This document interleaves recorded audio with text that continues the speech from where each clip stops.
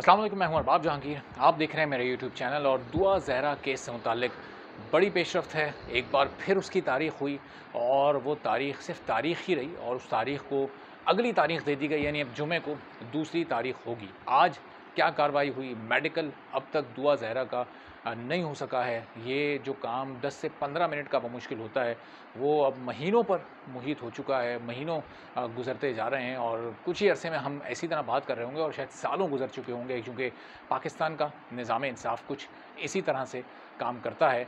और जहाँ इस तरह के गैंग्स मुलव्विस होते हैं, वहाँ पर इंसाफ़ में इसी तरह के ताख़ीरी हरबे इस्तेमाल किए जाते हैं। और उसका मकसद क्या है? ख़ास तौर पर इस केस का इतना ताख़ीर में जाना, इसका मकसद ये समझ आता है, जो ज़हीर और शब्बीर जिस गैंग का पार्ट हैं, जो गैंग इनको इस्तेमाल करता रहा है, उसका मकसद सिर्फ़ और सिर्फ ये है कि ये, चूँकि एक वक्त था कि आप देखें पूरा मीडिया इस केस पर लगा हुआ था, पल-पल की खबरें आपको मेन स्ट्रीम मीडिया पर इस केस से मुतालिक मिल जाया करती थीं, लेकिन आहिस्ता-आहिस्ता वक्त गुज़रता गया।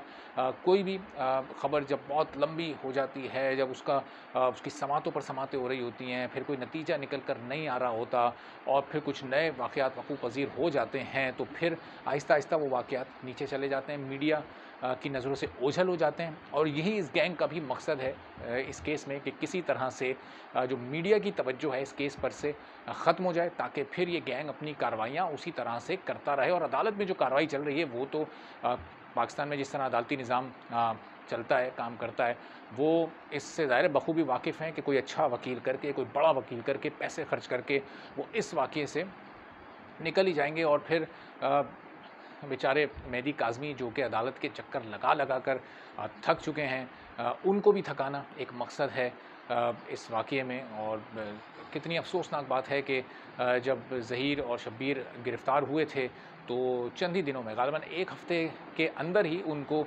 ज़मानत भी मिल गई, जबकि उनके सहूलतकार भी गिरफ़्तार हो चुके थे। और वो सहूलतकार ख़ुद अपने आप को सहूलतकार कहते थे, लेकिन पुलिस का उनसे मुताल्लिक़ बयान कुछ और था।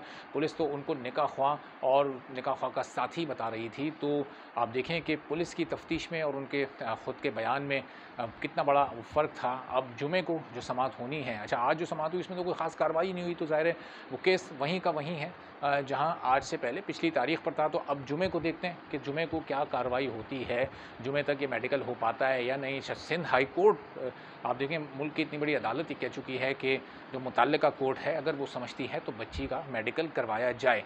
अब मुतल्लिका कोर्ट के ऑर्डर्स के बावजूद ये मेडिकल क्यों नहीं हो पा रहा, आखिरी नहज तक पहुंचकर ये वापस हो जाता है, नहीं हो पाता, रोक दिया जाता है। तो ये कौन से ऐसे अनदेखे हाथ हैं जो कि इस वाक़ये में इस तरह से काम कर रहे हैं कि वो इस मामले को आगे नहीं बढ़ने दे रहे हैं, इस मामले को एक ही जगह पर रोके हुए हैं। एक जमूत का शिकार ये मामला हो चुका है।